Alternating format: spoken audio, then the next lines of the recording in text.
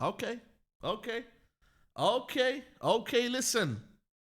Viktor Gyökeres has avoided the 007 slander. It's very, very important. They say that you got to score or get an assist in your first 7 games. And listen, people will tell you that preseason doesn't matter because, listen, Boomer hasn't scored, Cunha hasn't scored. So, really and truly, we need to find out whether preseason matters. Because 1 minute, if you're losing games, it doesn't matter. And when you're winning games, so it matters. So, which one is it, Arsenal fans? Does it matter or does it not matter? I'll leave you to decide. But listen, he's got off on a score sheet. I thought I'd watch him. I thought I'd see what Arsenal are about. You know, we play you lot next week. I thought, you know what? Let me just do a bit of scouting. Let me just see what Arsenal are up to, how they play. And not that I don't know. You know, I don't know. You know, I mean, it's quite, you know, very, very, you know, I mean, safe passes here and there and whatnot. To be fair, Arsenal, even though we can't really gas up the game, I think there were interesting things I found out today. One of them, that Zubimendi. Hey, listen, he might be a useful player for Arsenal, man. The passes, the vision that Zubimendi's got, which I will discuss in detail, he played very, very well. And Gyökeres, man, they told me he couldn't header. They told me headering is his worst ability, bro. So I was thinking to myself, you know what? Why are Arsenal trying to cross the ball in? Why are they trying to get the ball to him in the air? I was like, bro, the guy can't really header. Like, man saw comps. Man was watching games, and I was like, yo, his headering ability isn't his strongest point, is it? Really and truly. But then he scores a goal from a header. And listen, people say the keeper should have got that. I think it was a good header.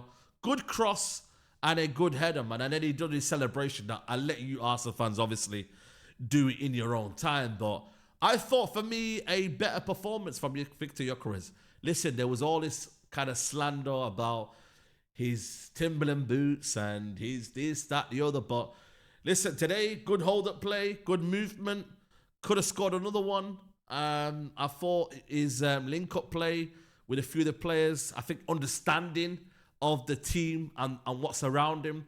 You know, he had a goal. He had an involvement in the goal that led to the Saka goal as well. So there was small details. You know what I mean? Nothing amazing, nothing great. But once he got the goal, you could see the weight was lifted off his shoulders. You can see that he was starting to be a bit more freer in what he was trying to do. That there was no kind of like, almost like, maybe overthinking. Maybe he was reading too much into certain things. He was getting on the ball and obviously kind of rushing certain moments he was doing. But I thought, for me, I ain't gonna lie to you, man. He's all right. Even though, again, Bilbao is not the test. Man United is a test. Because Lenny Yoro ain't gonna allow you to do that. Delete ain't gonna allow you to do that. Yeah? Aiden Heaven isn't gonna allow you to do that. You ain't gonna get the space that you're gonna get. We're gonna be onto you. Your first touch. Yeah? We're gonna be aggressive. We're gonna let you know this is welcome to the Premier League. I'm not gonna have these Spanish players say, oh, play on the ball, tika-taka. You know, all of this nicey, bro. They ain't aggressive like that. They have their own league and they're designed in their own league to be free, to have the ball, do what you need to do. You know what I'm saying to you? So in that aspect, Viktor Gyökeres will have to learn that, yo, in the Premier League, it's a different kettle of fish. You know what I'm saying? There's going to be pressure. But I do believe Arsenal have got what they wanted. They know what they've been identified for so long. They need a 20 to 25 goal striker. They need someone who's going to directly lead them to a title. And I'm not saying that his job will be solely, you know what I mean, he has to be the reason why Arsenal win the league, but he has to be a main contributor, main factor as to why they win the league. With his goals, with his presence, with his ability, not only on the ball, but off the ball. His movement, his ability to create spaces for others. Like, he's got to be a foil for everyone else. And that might not be his game, but he's got to run the channels. He's got to be aggressive. You know what I mean? And he's got to be a demon, bro, this season. Champions League, Premier League. Let's see, man. Let's see.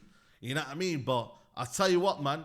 It would be brilliant to go and silence him at Old Trafford and pocket him and United win the game, bro. There's all of this, you know what I mean? I like it. Sesko, Gyökeres. It would be amazing for Sesko to come off the bench and score in front of Gyökeres. That is what next week needs to be, man. You know what I mean? But that's for another day. Zubimendi. Zubimendi. Zubi-doo. Where are you? Man, that was a banter for Liverpool fans, wasn't it? But yeah, Zubimendi, yo, listen. Fairs. I ain't gonna lie to you, bro. I thought for me, awareness on the ball, I thought ability to play good passes in behind. I thought his ability to win the ball back. I ain't gonna lie to you, bro. Like, that's one thing that people don't give credit to Spanish players, is that I did good defensively.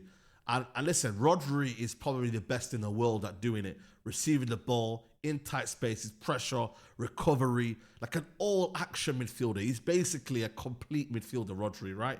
So that's what they say, but you've got shades of Rodri in Zubimendi in the fact that he wants to get the ball on the ball, but he also wants to win it high up the pitch. He gets about on the ball. He likes to play them long passes in behind. And listen, there was a pass that was made into, I don't know who it was, but a brilliant ball in behind, and they nearly scored from that. But you can see with his vision, you can see what he's trying to do. You can see what he's trying to bring to the team.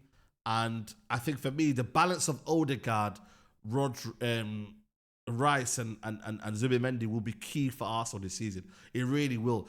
Odegaard doesn't have to now go deeper to collect the ball because he knows now Zubimendi is capable of getting the ball to Odegaard. So that's for me, advantage there for Arsenal, is that you got Odegaard who can then play from deep, from the offensive areas that he needs to be in to create. That's his sole purpose, to create. Zubimendi is there to clean up. Zubimendi is there, and Rice to clean up, to be the kind of obviously the shield behind.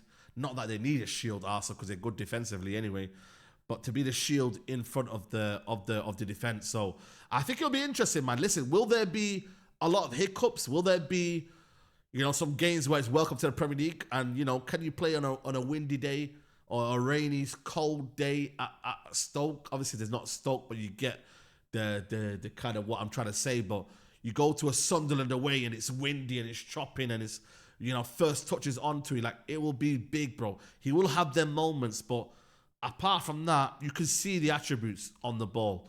You can see what he possesses, and you don't play for the Spain midfield if you're not that great, man. You know what I mean? And you're not that great, but you're not that someone that's trusted on the ball, bro. Spanish players, most of them are good on the ball, man, barring a few. You know what I'm trying to say? So yeah, man. All in all, and then the Havertz goal, brother. Can we explain that Havertz goal? Like, has he been? Like, have you lot done something to Havertz? Real talk though. Have you lot actually done something to Havertz? Like, not only does he look physically bigger, like he's actually like been training, but the pace. Is that him?